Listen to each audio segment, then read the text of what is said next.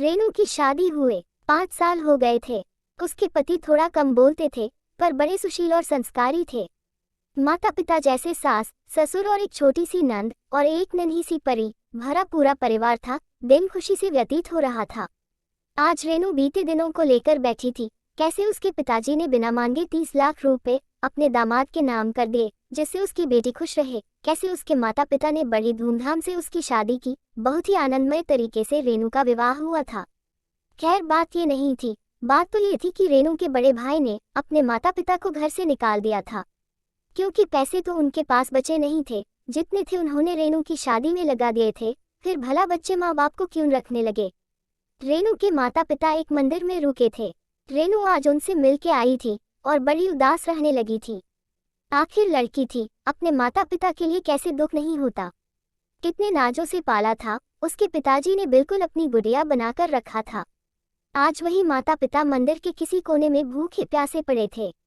रेनू अपने पति से बात करना चाहती थी कि क्या वो अपने माता पिता को घर ले आए, पर वहां हिम्मत नहीं कर पा रही थी, क्योंकि उनके पति कम बोलते थे, अधिकतर चुप रहते थे। जैसे तैसे रात हुई और रेनू के पति व पूरा परिवार खाने के टेबल पर बैठा था। रेनू की आंखें सहमी थी। उसने डरते हुए अपने पति से कहा, सुनिए जी, भाया भाभी ने मम्मी पापा को घर से निकाल दिया है। वो मंदिर में पड़े हैं, आप कहें तो उनको घर ले आऊं। रेनू के पति ने कुछ नहीं कहा और खाना खत्म करके अपने कमरे में चला गया। सब लोग अभी तक खाना खा रहे थे, पर रेनू के मुख से एक निवाला भी नहीं उतरा था। उसे बस यही चिंता सता रही थी, अब क्या होगा। इन्होंने भी कुछ नहीं कहा। रेनू रुहासी सी आंख लिए सबको खाना परोस रही थी। थोड़ी देर बाद रेनू के पति कमरे से बाहर आए और रेनू के हाथ में नोटों का बंडल देते हुए कहा, इससे मम्मी डैडी के लिए एक घर खरीद दो और उनसे कहना वो किसी बात की फिक्र ना करें, मैं हूँ। रेनू ने बात काटते हुए कहा, आपके पास इतने पैसे कहाँ से आए जी। रेनू के पति ने कहा, ये तुम्हारे पापा के दिए गए ही पैसे हैं, मेरे नहीं थे, इसलिए मैंने हाथ तक नहीं लगाए। वैसे भी उन्होंने ये पैसे मुझे जबरदस्ती दिए थे, शायद उनको पता था एक दिन ऐसा आएगा। रेनू के सास ससुर अपने बेटे को गर्व भरी नजरों से देखने लगे और उनके बेटे ने भी उनसे कहा, अम्मा जी बाबूजी सब ठीक है ना। उसके अम्मा बाबूजी ने कहा, बड़ा नेक ख्याल है बेटा, हम तुम्हें बचपन से जानते हैं।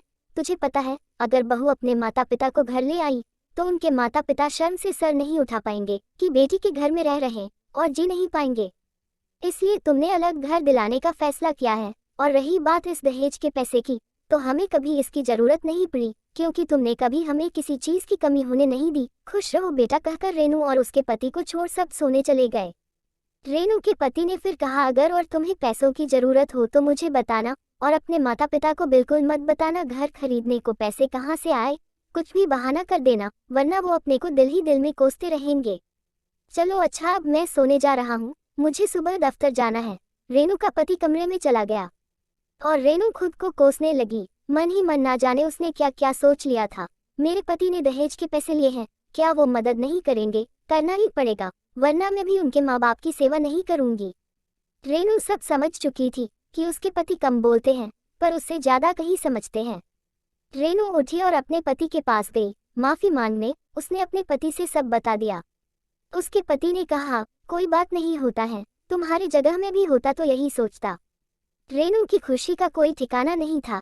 एक तरफ उसके माँ बाप की परेशानी दूर, दूसरी तरफ उसके पति ने माफ कर दिया। रेनू ने खुश और शर्माते हुए अपने पति से कहा, मैं आपको गले लगा लूं। उसके पति ने अट्टहास करते हुए कहा, मुझे अपने कपड़े गंदे नहीं करने। और दोनों हंसने लगे। और शायद रेनू को अपने कम बोलने वाले पति का ज्यादा प्यार समझ आ गया। हर पुरुष बुरा नहीं होता, गौर करना, कुछ अच्छे भी होते हैं। दोस्तों, हमारी कहानी अच्छी लगी हो तो चैनल को सब्सक्राइब करके बेल आइकॉन जरूर दबाएं।